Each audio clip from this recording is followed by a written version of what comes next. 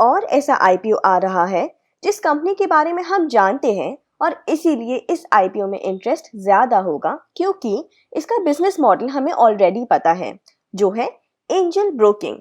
इस आईपीओ में अप्लाई करना है कि नहीं, इसका आंसर तो आपको वीडियो के एंड तक जरूर मिल जाएगा, लेकिन इसका आंसर सिर्फ एक चीज पे डिपेंड करता है, ब्रोकिंग इंडस्ट्री। इस इंडस्ट्री में हंड्रेड्स ऑफ ब्रोकर्स हैं और क्या इतनी कंपटीशन से एंजल ब्रोकिंग जीत सकता है, स्पेशली जब ज़ीरोधा और अपस्टॉक्स जैसे ब्रोकर्स तेजी से ग्रो कर रहे हैं। आइए देखते हैं। इससे पहले हम एनालिसिस शुरू करें, आप खुद बताइए कि आप ज़ीरोधा यूज करते हैं या एंजल ब्रोकिंग, एंड अगर दोनों यूज करे हैं तो किसका एक्सपीरियंस ज्यादा बेटर है, ये हमें कमेंट्स में जरूर बताइएगा। कमेंट से ही आपको पता चल जाएगा कि कौन बेटर है। Hello everybody, welcome back to Ticker by Finology. This is Chandni Agarwal and आज डिस्कस करेंगे एंजल ब्रोकिंग के बारे में ऐसे इंसाइट्स जो आपको किसी और चैनल में नहीं मिलेंगे। आपको ये तो पता ही होगा कि angel broking stock broking services देता है, पर क्या आपको ये पता है कि वो रिसर्च सर्विसेज, इन्वेस्टमेंट एडवाइजरी और इन्वेस्टमेंट एजुकेशन सर्विसेज भी देता है। इसके अलावा margin trading facility, loans against shares और थर्ड पार्टी फाइनेंशियल प्रोडक्ट्स भी सजेस्ट करते हैं। बट आपको शायद ये ना पता हो कि इस कंपनी का मेजर रेवेन्यू उनकी ब्रोकरेज बिजनेस से जनरेट होता है। तो इस वीडियो में हम मेजरली उनके ब्रोकरेज बिजनेस को ध्यान रखते हुए पूरा एनालिसिस करेंगे। एंजल ब्रोकिंग का ना एक स्ट्रॉन्ग ब्रांड नेम है एंड 7.7 लाख एक्टिव कस्टमर्स हैं, जिसके कारण वो फोर्थ लार्जेस्ट ब्रोकर है in terms of active clients on NSC और उनका मार्केट शेयर है of 6.3% and this is as of June 2020। अगर मैं बात करूं उनकी क्लाइंट बेस की, तो वो 2 साल में 36.81% CAGR ग्रोथ शो करा है। अब आपको क्या लगता है कि ये ग्रोथ कैसे पॉसिबल हुआ? तो इस ग्रोथ के लिए एंजल ब्रोकिंग ने 2 स्ट्रैटेजीज इंप्लीमेंट की। पहले उन्होंने अपना पैन इंडिया प्रेजेंस बढ़ाया एंड ट्राई किया to reach out each and every individual अपने ब्रांचेस के थ्रू, सब ब्रोकर्स के थ्रू एंड बिजनेस पार्टनर्स के थ्रू। और ये सब करके अब उनके हुए हैं क्लोज टू 100 ब्रांचेस और 9,000 प्लस सब ब्रोकर्स, जो अब इंडिया का लार्जेस्ट है।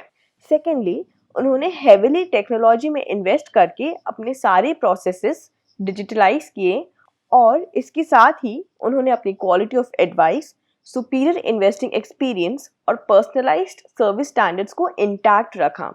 एंजल ब्रोकिंग पहली रिटेल फोकस्ड ब्रोकिंग हाउस है to launch a wealth management engine that is ARQ, जो कि ऑटोमेटेड इन्वेस्टमेंट एडवाइजरी है।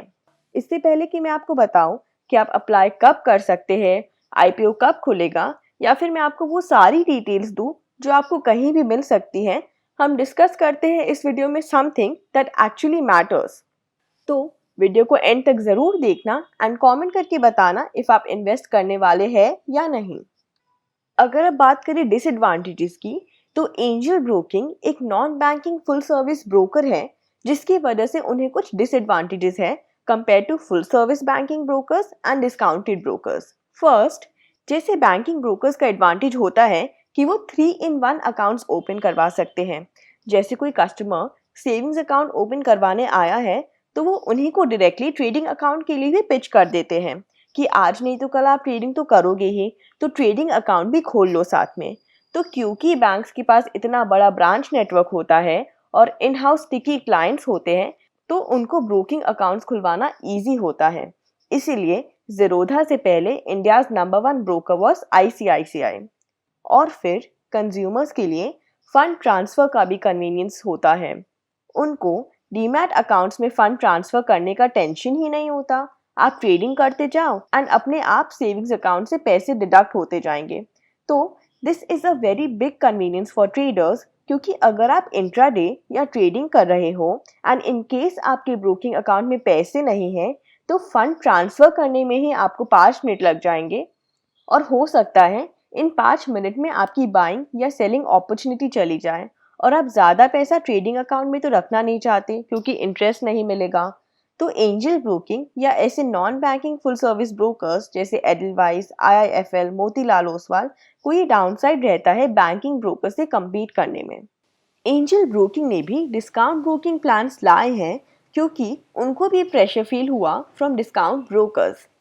अब डिस्काउंट ब्रोकिंग ऑफर्स के कारण इनके अकाउंट ओपनिंग्स तो बढ़ेंगे ही, but at the same time उनके मार्जिन्स पे भी प्रेशर पड़ेगा, क्योंकि इनके खर्चे डेफिनेटली किसी भी डिस्काउंट ब्रोकिंग से ज़्यादा हैं। इनको ग्राउंड सेल्स टीम मेंटेन करनी पड़ती है, ऑफिसेस मेंटेन करने पड़ते हैं, तो this is not at all good for them, क्योंकि इनके खर्चे तो है फुल सर्विस ब्रोकर जैसे, और अब ये प्लान्स ऑफर करना चाह रहे हैं डिस्काउंट ब्रोकर्स जैसे, जो डिस्काउंट ब्रोकर्स के कॉस्ट स्ट्रक्चर के बिना पॉसिबल ही नहीं है। तो आप ही बताइए कि कैसे वर्क करेगा ये इन द लॉन्ग रन। तो ये तो हुआ कंपनी का एनालिसिस। अब आईपीओ डिटेल्स देखते हैं जल्दी से। कैम्स के आईपीओ में आपने देखा कि वो पूरा ऑफर फॉर सेल है, but in this IPO Angel broking is raising 600 crore rupees, जिसमें हाफ यानी 300 करोड़ फ्रेश इशू है and 300 crore offer by sale. IPO में आप अप्लाई कर सकते हैं 22 सितंबर को।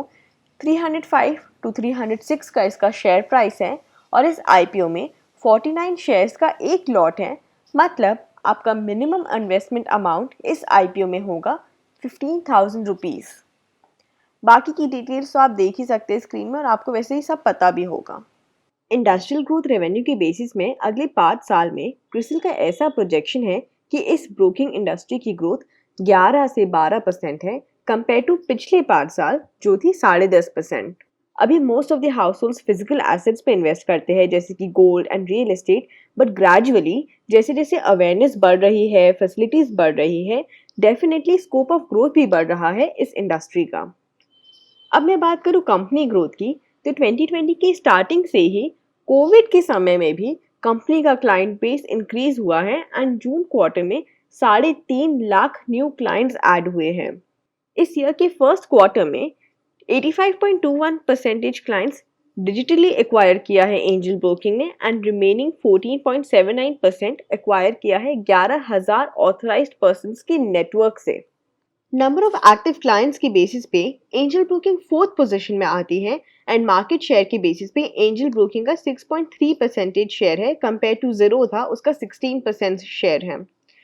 इंडस्ट्री का पीई है 22.82 और एंजल ब्रोकिंग का करंटली पीई है 26.74, विच मीन्स कि अभी करंटली एंजल ब्रोकिंग का पीई इज क्वाइट ओवरवैल्यूड। अब हम थोड़े ब्रोकिंग इंडस्ट्री के रिस्क्स के बारे में बात करते हैं, और क्योंकि इस कंपनी का मेजर रेवेन्यू ब्रोकिंग बिजनेस से आता है, अपन ब्रोकिंग रेवेन्यू कैसे कैसे इफेक्ट हो सकती है उस पर थोड़ा फोकस करते हैं। रिसेंटली सेबी ने न्यू मार्जिन रूल इम्प्लीमेंट किया था सारे ब्रोकर्स के लिए, जिसकी वजह से हर ब्रोकर मैक्सिमम 20% लेवरेज ही दे सकते थे। तो इस रूल की वजह से ट्रेडिंग वॉल्यूम थोड़ा डिक्रीज हुआ, ब्रोकरेज कम जनरेट हुई एंड अल्टीमेटली रेवेन्यू पे इम्पैक्ट आया। तो ऐसे रेगुलेटरी चेंजेस की वजह से कंपनी का बिजनेस काफ़ी इफेक्ट हो सकता है। जैसे हमने देखा कंपनी का 60 to 70% रेवेन्यू उनके से ब्रोकरेज बिजनेस से आता है, तो इस 60 to 70% का 90% रेवेन्यू आता है सिर्फ टॉप 20 क्लाइंट से। तो अगर ये एक्टिव क्लाइंट्स थोड़े भी कम होते हैं तो इनका रेवेन्यू जनरेशन पे ह्यूज इम्पैक्ट आ सकता है। आप अग्री ज़रूर करेंगे। तीसरा, ब्रोकिंग इंडस्ट्री में न्यू प्लेयर्स की एंट्री काफ़ी इजी है। एंजल ब्रोकिंग 1997 में इनकॉर्पोरेट हुई, ज़ीरोधा 2010 में एंड 5 पैसा 2016 में, एंड ऑलरेडी ज़ीरोधा टॉप में है एंड 5 पैसा कट थ्रोट कंपटीशन दे रही है। तो आप खुद ही देख सकते हैं कि न्यू प्लेयर्स कैसे ओल्ड प्लेयर्स को डिसरप्ट करते हैं और कैसे करते आ रहे हैं डिसरप्ट इस इंडस्ट्री में। तो अब मैं उम्मीद करती हूँ कि आपको ये सब तो समझ में आ गया कि आपको इस आईपीओ में अप्लाई करना चाहिए या नहीं। पर्सनली अगर हम आपकी जगह होते, we would have not invested in this IPO, because ना ही इस कंपनी का सस्टेनेबल मोड है और ना ही एक गुड बिजनेस मॉडल। रिसेंटली कुछ अच्छे आईपीओज आए हैं एंड आगे भी आते रहेंगे। तो आप खुद के लिए अब एनालाइज करिए और कमेंट करके ज़रूर बताइए कि आप इस पे इन्वेस्ट कर रहे हैं या नहीं। अगर आपको ये वीडियो पसंद आया तो लाइक करें, सब्सक्राइब करें एंड इंस्टेंट अपडेट्स के लिए बेल आइकन क्लिक ज़रूर करिए। Thank you.